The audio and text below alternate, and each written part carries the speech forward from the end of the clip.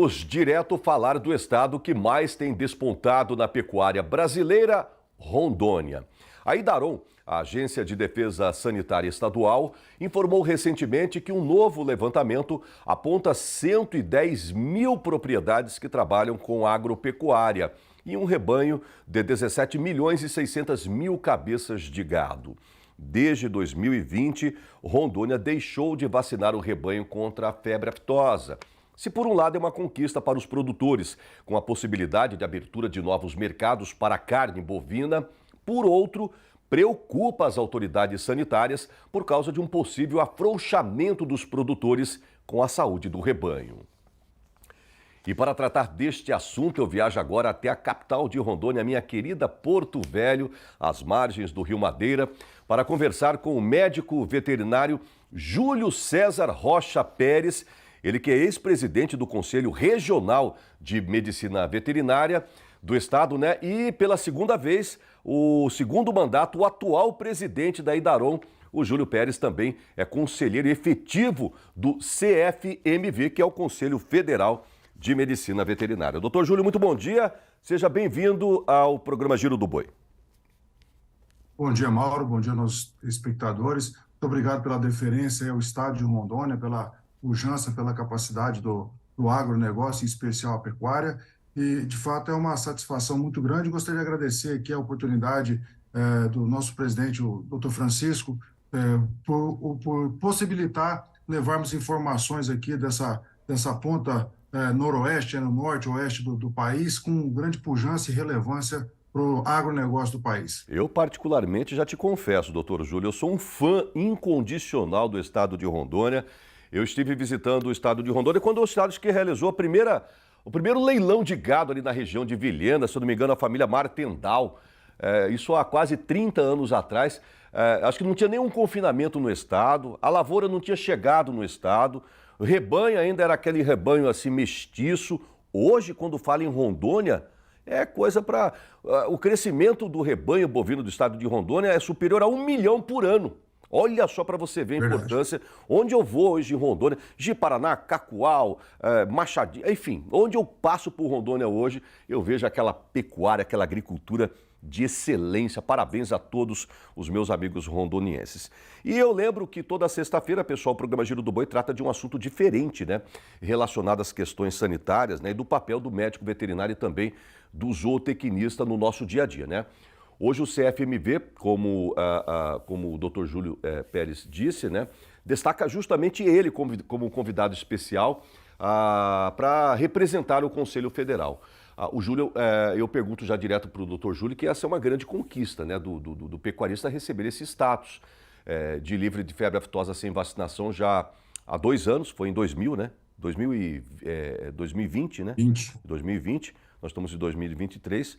Estamos indo para o 3º ano já, mas também acende um sinal de alerta. Não podemos afrouxar as rédeas, né? Preocupação dobra, né, doutor Júlio? Perfeitamente, Mauro. É imprescindível tocar nesse assunto, porque a condição que a vacina nos garantiu de livre de febre aftosa, nós tínhamos nela, vamos colocar assim, uma condicionante de muleta, né? A gente tinha toda a segurança do programa calcado na vacinação e na atenção e vigilância permanente. Porém, com o advento do avanço do programa no país e no mundo, com a inexistência da ocorrência de vírus, a gente entendeu, pelo Programa Nacional, que era a hora de avançar. E isso baseia-se hoje na vigilância ativa. Então, é importantíssimo a conscientização do produtor e a proximidade dele com o médico veterinário. Então, os sinais que a gente chama característicos, né, das patologias, em caso específico da febre aftosa, a obrigatoriedade de estar muito próximo entre produtor e serviço veterinário oficial, as informações que o médico veterinário deve estar atualizando, seja ele oficial ou privado, junto aos seus clientes, às propriedades que fazem consultoria, porque o que muda nesse momento, na ausência da vacinação, é o tempo de diagnóstico, de respostas,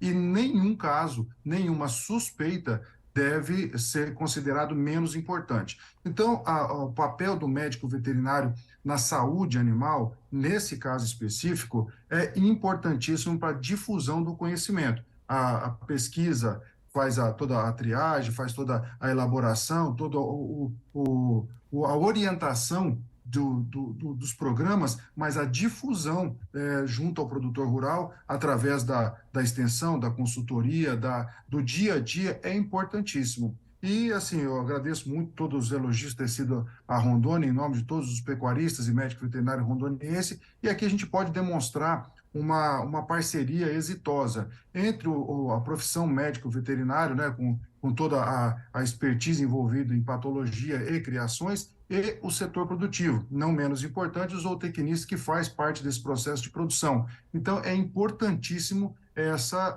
afinação entre o conhecimento e a difusão na aplicação na prática. Entendi. Mais do que a gente chegar a um objetivo, ao topo, ao cume, é se manter lá, né?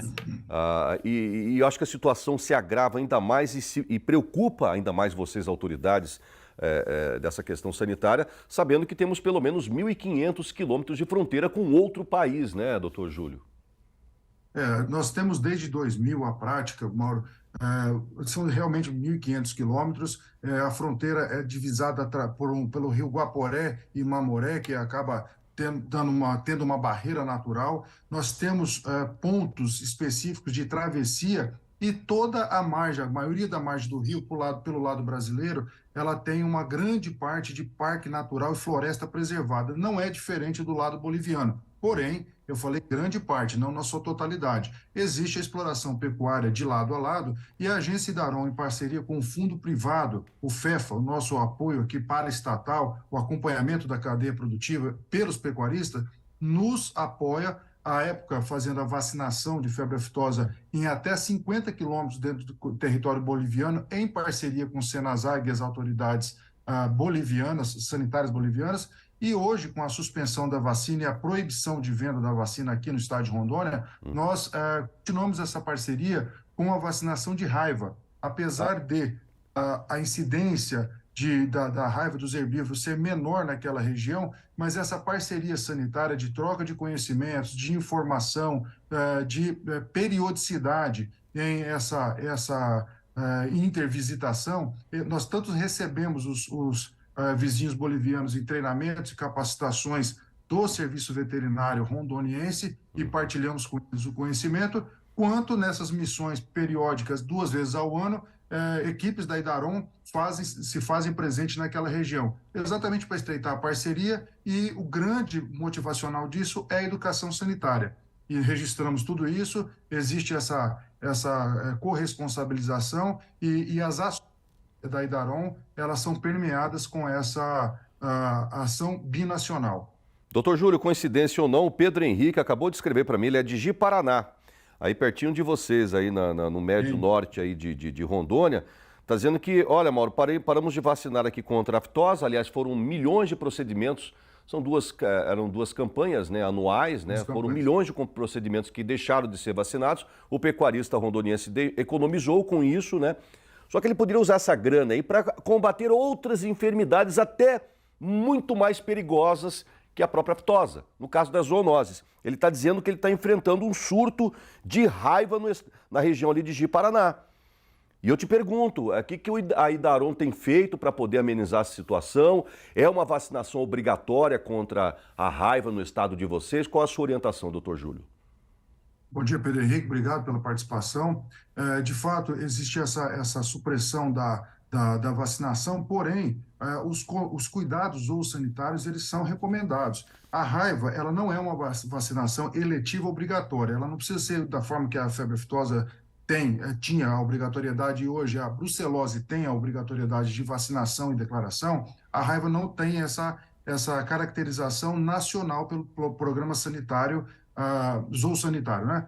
E qual é a recomendação? Que ela seja adotada de uma maneira preventiva nas propriedades, uma vez que o custo da vacina ela é muito baixa e seria um seguro. E realmente a gente tem essa percepção, uma vez que nós estamos numa região de floresta, né? Nós temos a participação, a presença de floresta, de abrigos, de morcegos, inclusive morcegos hematófagos, com muita presença aqui na nossa região. Então seria recomendado, seria de bom grado, que dentro do programa sanitário de cada propriedade, que já tem as clostridiose, a vermifugação, o manejo regular e rotineiro, que seja introduzido os primo-vacinados, o reforço a cada 30 dias e essa manutenção anualmente. Então, não é uma vacina obrigatória de declaração, mas é obrigação da Idaron a recomendação da adoção desse protocolo. Porque eu tive a oportunidade de participar do fórum no Mato Grosso,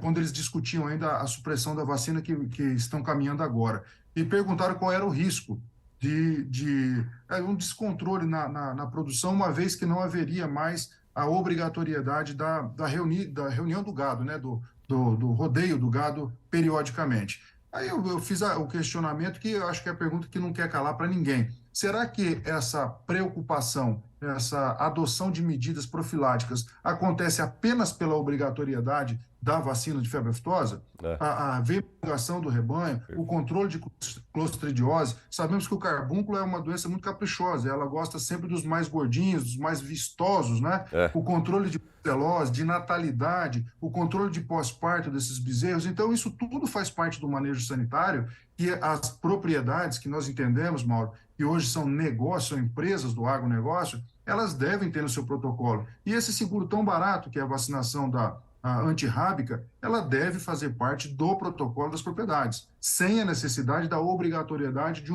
de um programa oficial, que particularmente eu não vejo problema de ser implantado. Como é algo que nós entendemos que é de adoção voluntária, nós estamos tratando do maior patrimônio depois da população do estado de Rondônia e o maior patrimônio de cada produtor. Como eu disse, hoje as propriedades rurais têm que ser entendidas e cuidadas como negócio. Sim, claro, claro, claro.